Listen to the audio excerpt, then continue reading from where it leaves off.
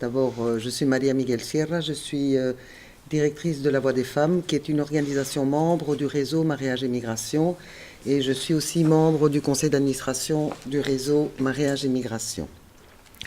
Donc, vous dire que le réseau est né il y a quelques années, en 2006, et qu'il a d'abord été un réseau informel d'organisations qui se sont retrouvées autour de la problématique de mariage en contexte de migration. C'est important de replacer d'abord ce contexte plus large parce qu'au départ, nous n'avions pas pour vocation de travailler exclusivement sur la question des mariages forcés. Mais la plupart des organisations qui faisaient partie de ce réseau étaient des organisations qui soit travaillaient avec des femmes de manière principale, soit faisaient un travail d'éducation permanente, soit qui travaillent avec des publics d'immigrants, que ce soit des primo-arrivants ou que ce soit des personnes qui sont là depuis un certain nombre d'années. Mais donc nous étions dans nos services sociaux, dans les différents plannings familiaux, dans les différentes organisations confrontées à cette question de personnes qui venaient faire état de souffrances liées à un mariage. Nous le verrons au cours de la journée. Si le mariage est une question qui relève avant tout de la sphère privée, qui a beaucoup relevé de la sphère privée, nous le verrons que les choses ont un petit peu évolué, en tout cas du côté du législateur, qui considère maintenant comme une question d'intérêt public certains effets du mariage. Nous sommes réunis pour essayer de mieux comprendre nos interventions auprès de ces publics parce qu'on était souvent démunis face à certaines situations. Et c'est comme cela que nous avons approfondi certaines questions, notamment la question des mariages forcés ou autres types de mariages. Donc, nous avons très tôt bénéficié du soutien du ministre de l'Action sociale de la COCOF à Bruxelles et qui a lancé en 2008 un plan d'action bruxellois contre les mariages forcés, qui a été lancé au cours d'une conférence au cours de laquelle elle a pris l'engagement de débloquer des moyens pour sensibiliser sur cette question. Et c'est ainsi que nous avons reçu un soutien financier et nous avons dû aussi nous formaliser et nous sommes devenus une ASBL. Actuellement, nous sommes 20 organisations.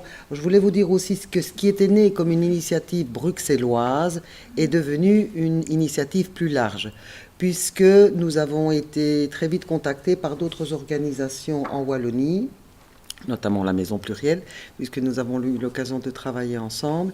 Et maintenant, nous avons 20 organisations bruxelloises et de Wallonie.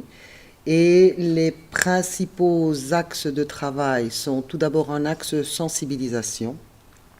Alors, concrètement, qu'est-ce que nous faisons? Nous organisons des formations qui portent sur 2-3 jours, des formations dirigées avant tout aux professionnels, aux assistants sociaux, aux officiers de l'état civil, au monde judiciaire, différentes personnes qui sont susceptibles de rentrer en contact avec d'éventuelles victimes de mariage forcé ou d'autres types de mariage non consentis, ou plus ou moins consentis.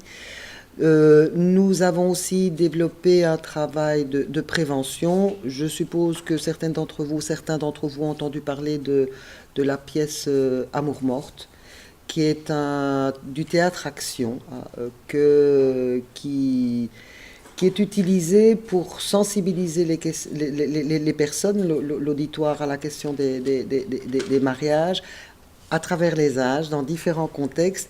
Et il est aussi très fort utilisé, souvent en accompagnement d'une animation. Parce qu'on essaye, en amont, en aval, de travailler avec les publics. Par exemple, dans mon organisation, on a fait participer les femmes de notre organisation à ce spectacle. Et on retravaille, on revient sur les concepts, les ressentis, enfin bon, voilà. Cela circule beaucoup à travers les centres de planning familial parce que ils ont accès à la population jeune et qu'il y a un réseau qui est riche d'intervenants et qui peut toucher une population qui est une des populations cibles, qui est la population en âge de se marier. Alors nous avons aussi finalement développé un axe expertise où par exemple nous avons mené certains projets de coopération avec des pays d'origine. Il y a eu un voyage en Turquie, un autre voyage au Maroc, un voyage au Québec aussi pour échanger avec... parce qu'il nous semble que parler de mariage en contexte de migration ne peut se faire évidemment qu'avec les pays d'où sont originaires les personnes. Et pour le moment, enfin, elle sera présentée lundi prochain. D'ailleurs, il y a une étude sur l'hébergement des victimes de mariage forcé. Parce que quand on parle de travail avec victimes, il y a le travail de soutien et de prise en charge. Et une question épineuse est la question de l'hébergement, comme c'est la question, je dirais, épineuse pour la prise en charge de toutes les victimes de violences. Puisque cette question des mariages forcés, on la recontextualise dans le cadre des violences intrafamiliales.